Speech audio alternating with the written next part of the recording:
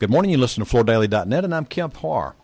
Today, my guest is Tom Marquardt, who's an interior designer with HDR in Chicago. Tom, how you doing? I'm good. How are you? I'm doing real well. You live in Chicago, so obviously you're definitely going to go to NeoCon.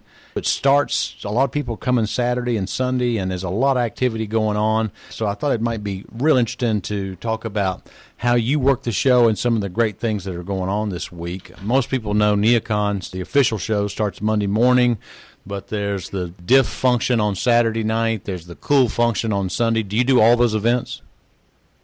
Well, I think this year, because of all the work we're finishing up, I'm probably going to be doing the cool event. I don't think I'm doing DIFFA this year. I have to look at my schedule. It's kind of hard to keep track when it comes to this time of year, but yes. Let's start out talking a little bit about your background. You took the role with HDR fairly recently, and I know you've been involved with Atlas. You've been doing their space design, their showroom, the permanent showroom design on 10 for many years. So talk a little bit about your background, if you would. Well, I actually transitioned my own practice of 27 years last October. Serendipitous situation happened, and I was invited to join HDR as their new design principal for interiors here out of their Chicago office, and the role to help them really evolve their interiors practice as an independent and strong new division for the company. Okay. Very exciting. When you start looking at the different sectors in the commercial business, is there a focus that you have, or do you just work through across all sectors? Well, my history has me known for branded environments. I've been doing them for companies, including a lot of A&D manufacturers, for almost 30 years, and also workplace and other types of commercial and corporate space. I've always approached it from a branded point of view, from a marketing and brand strategy-driven point of view. And it was a natural lead for me to start doing showrooms and retail and that sort of thing. And probably just because we get more press in the A&D community of A&D manufacturer showrooms. Mm-hmm. People kind of know me for that. Yeah, it's exciting. So I'm bringing a lot of that thinking and approach to HDR. And so one great question I'd like to ask you, since you're a veteran of NeoCon, how do you suggest a designer works this show? Well, everybody knows the fun with elevators here at the Merchandise Mart. That's right. People come here with different priorities. Right. And I tend to come here with the priority of trying to see what's the newest and more progressive changes that are occurring to get a kind of a test of where I see things going, and it helps inform my work. I don't really work the halls. I'll run the whole space first and kind of look at things and maybe look at a couple magazines' reviews and then pick some key places and go back. And then sometimes I walk it with clients as well to just kind of look at product and the different ways that different companies, say in the flooring industry, are approaching like pattern or texture or construction, and just kind of get a sense of, you know, the types of machines and where things are going and what that means. I've asked this question of designers many times, and it is interesting that if a designer has a specific project they're working on and they've got their client with them, they probably make appointments, but if they don't and they can just free flow the show, they usually go up to 11 and walk down to 3 and, you know, cover the whole show and see. I mean, so it just kind of depends on what you're thinking at the time, doesn't it? Exactly. And I know that one of the things I know a lot of people do, because everybody hits the big boys, that's like the place to go first, because there's always some giant thing going on. Yeah. But I have a tendency to really make sure I spend at least a half a day on the temporary floors, and I think that's because you kind of see the future.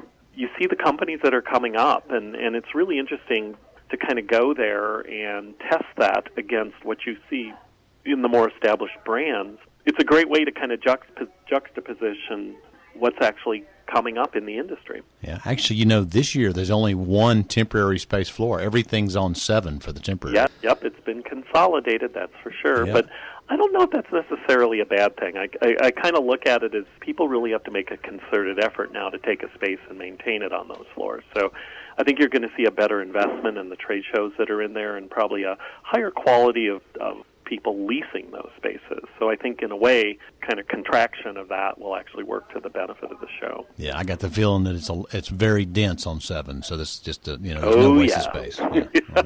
I know you're at the Mart right now. Yes, They've spent millions of dollars in the entranceway. I guess that's pretty impressive, isn't it? Yes, I'm actually going to be going down to the opening reception in about an hour and a half. It's really something. Yeah.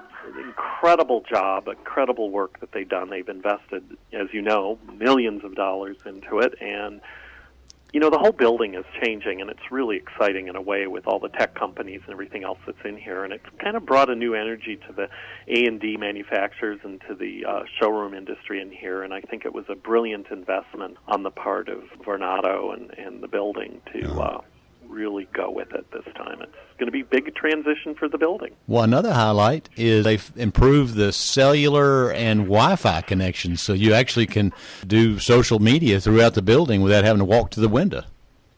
Yes, they have. I'm sitting here right now looking at my iPhone, and I see I've got 4 out of 5 dots. That's pretty good. Yeah, that's good.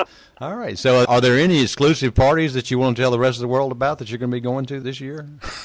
Oh, my God. Well, as I'm getting older, I don't go to quite as many as I used to. There are a lot of parties. Oh, my God, and especially Monday night. And, a lot of showrooms will do special receptions Monday afternoon. I think if you're really looking to meet and greet and talk with people, hitting a lot of the showrooms later in the afternoon, your favorite brands or whatever is the way to go.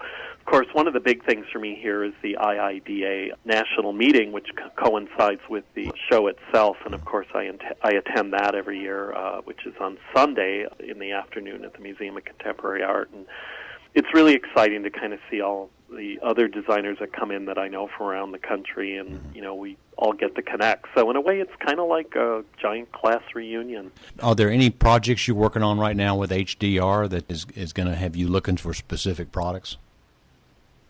Well, that's interesting. We just did land a really big project here in Chicago. I'm not really sure if I'm allowed to expose that, and since I haven't gotten clearance, I don't want to say anything.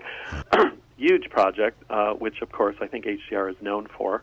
And we're doing small projects as well. It's kind of I think part of the interiors and approach and some of the branded environments work. We did 4 showrooms here this year here at the Merchandise Mart.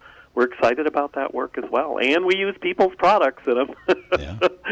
So it's, we're kind of all over the board. Well, how is the flow of business? I mean, with HDR, are you staying busy? Because, the design part is up front, and then eventually we get the order in the flooring business, and we feel that later. So do you feel like that there's still a great book of business going on? I know for us there is, and that isn't just PR. We're incredibly busy. I think one of the biggest challenges for a lot of firms that are busy right now is just finding talent. Yeah. It's been really interesting making this transition. You have to understand, I went from a practice of 15 people to a company of well over 10,000, and